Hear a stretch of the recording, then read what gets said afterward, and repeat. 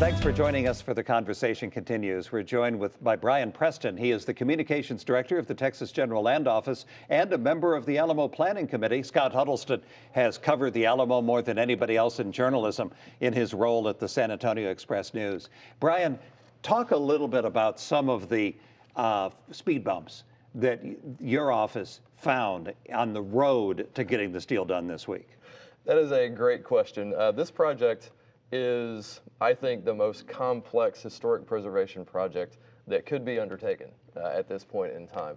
I was on the Hubble Space Telescope project for 8 years, which was a very complex project. This project is far more complex because you have the heart of Texas. You have where Texas begins, really, the identity of Texas. And you have it as the heart of a major urban center. And you have real estate issues that surround this. You have so many issues. You have the politics that surround this, the difference of politics in an urban center versus the rest of the state. So every speed bump you can imagine, we have run into at one time or another. But the fact that we are this far along speaks to the historic nature of this partnership. This is the first time, we've talked about 1994 quite a bit. This is really the first time the state and the city have worked together in partnership, and that's based in part on a law that the legislature passed in 2015. And then the cooperative agreement we signed with the city in 2015 as well. But then this partnership we've had with now a couple of mayors and I think 3 city councils turnover we've worked with. It's an incredible partnership. So while there are speed bumps behind us and a few ahead, we're far along because, well, the Alamo deserves it and because we are working together as a team. Scott, obviously people in Texas are passionate about the Alamo. That's what you want. You want people to care about this project, and we've definitely seen that over the last 4 years. Did anything surprise you about the levels of passion you heard as you've been reporting this story? People have a great deal of passion for that place, for that site, on different levels. Obviously, it was the site of the 1836 13-day siege and battle, and so there are descendants of people who died there who have a very strong connection to that place.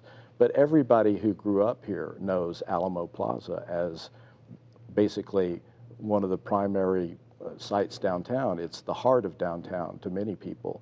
And so there's going to be a lot of passion. And this is a project that is multifaceted. It's important to a lot of people. It has to be done right. And so there has to be a lot of good communication and good listening. And the Alamo descendants are suing the General Land Office. What's that all about? Well, that was a federal lawsuit filed Tuesday, and it does include some allegations related to access to the church for ceremonies, and I think the wearing of T-shirts that say "Don't move the cenotaph," and I'm not sure if the Land Office has responded to that yet, but they will in court because it is a filed suit, and I don't know what's going to become of it. And what about the chances of any other litigation? It seems like in 2018, everybody wants to run to the courthouse. We had a case of a woman who sued because her son didn't make the varsity.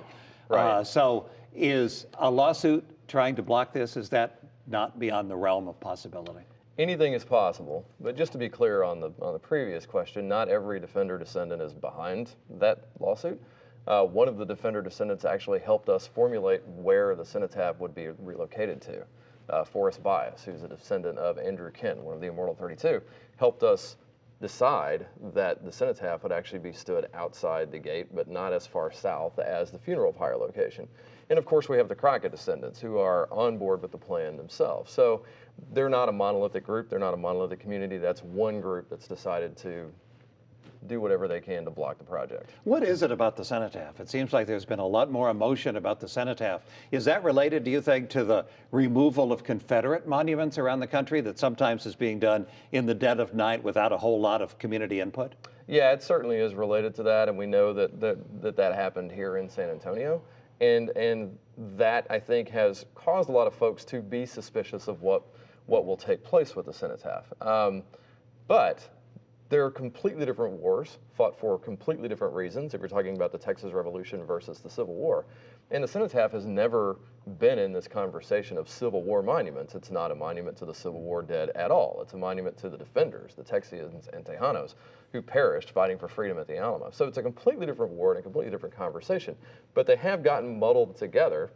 Some of that out of confusion over history, some of that out of politics, frankly, because some folks want to fight this project however they can, and so they've latched on to the cenotaph as a way to fight it. Relocating the cenotaph is not a new idea. That's been a part of previous plans in the past, and it's actually good for the cenotaph and good for the Alamo because we get a better site, we get a better site for the cenotaph, and we have this outdoor living history museum that the Alamo will get to tell its story.